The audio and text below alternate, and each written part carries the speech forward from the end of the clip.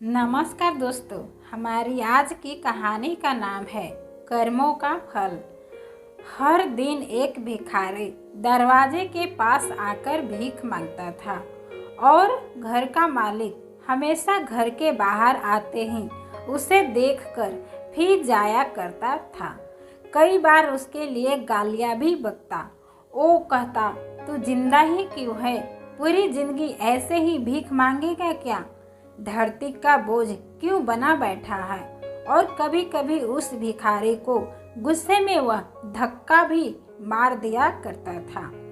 इतना कुछ हो जाने के बावजूद भिखारी के मुंह से सिर्फ यही निकलता कि भगवान तुम्हारे पापों को माफ करे।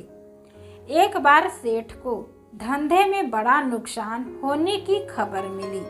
सेठ बहुत परेशान था कि तभी उसके दरवाजे पर वही भिखारी आया।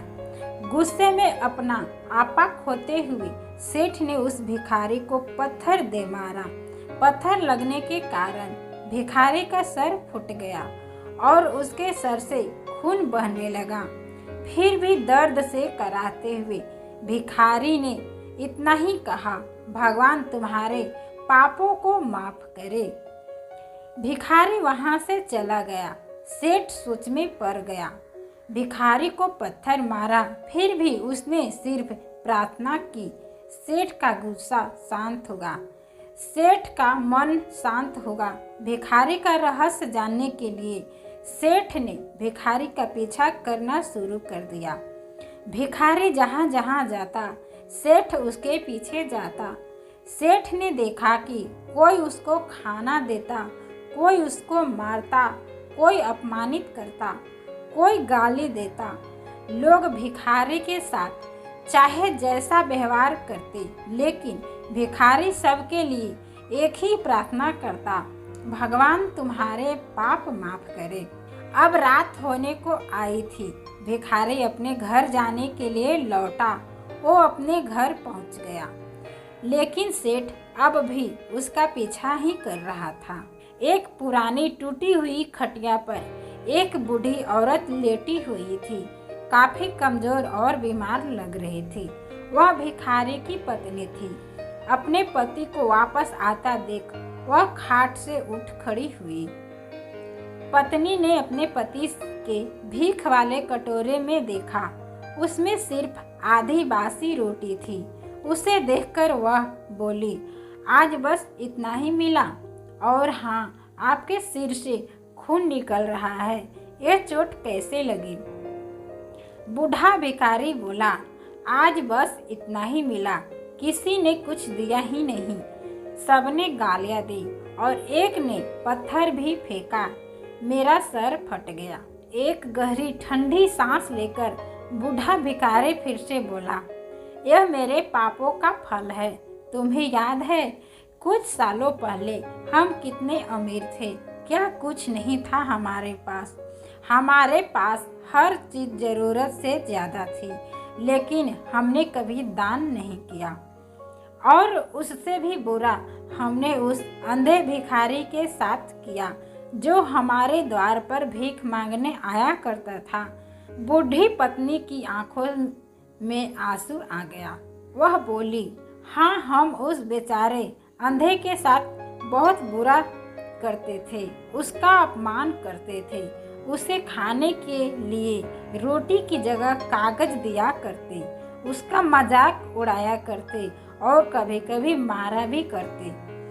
मैंने कभी उसको रास्ता नहीं दिखाया। एक बार मैंने उसके मुंह पर मिट्टी भी फेंकी थी और वह हमेशा दुखी होकर यही कहता कि भगवान तुम्हें तुम्हारे किए की सजा देगा, भगवान तुम्हारे पापों की सजा जरूर देगा। उसका श्राप सच हुआ और हम इस दुख भरी जिंदगी में आ गए। भिखारी बोला, हाँ, उसका श्राप सच हुआ, इसलिए मैं किसी को बदुआ नहीं देता, चाहे कोई मेरे साथ कैसा भी बर्ताव करे। मैं हमेशा उसके लिए प्रार्थना करता हूँ। मैं नहीं चाहता कि कोई भी हमारे जैसे जिंदगी का अनुभव करे, किसी को भी हमारे जैसे दुखों का सामना करना पड़े। वो नहीं जानते कि वह कितना बड़ा पाप कर रहे हैं। इसलिए अनजाने में हुए पाप की सज़ा, ऐसी सज़ा किसी को भी नहीं मिले, मैं यही चाहता। सेठ वहीं पर छुपकर यह सारी बातें सुन रहा था। अब उसे सब कुछ समझ में आ गया था। भिखारी और उसकी पत्नी ने वह आधी रोटी मिल बांट कर खा गए और भगवान को धन्यवाद बोलकर सो गए। अगले दिन बूढ़ा भिखारी फिर से भीख मांगने गया। सेठ के घर के पास जाता है। सेठ ने पहले से गरम रोटियां उसके लिए निकाल कर रखी थी। उसे देते हुए सेठ विनम्रता से बोला, माफ कर दीजिए बाबा, मुझसे बहुत बड़ी गलती हो गई। बूढ़ा भिखारी बोला, भगवान तेरा भला करे। इतना कहकर वह आगे निकल गया। इस कहानी से जो सीख लेने लायक है वह बड़ी ही सिंपल है कि आदमी चाहे किसी के बारे में बुरा करे या भला करे, लेकिन भगवान सिर्फ कर्म के हिसाब से उसको फल देता है।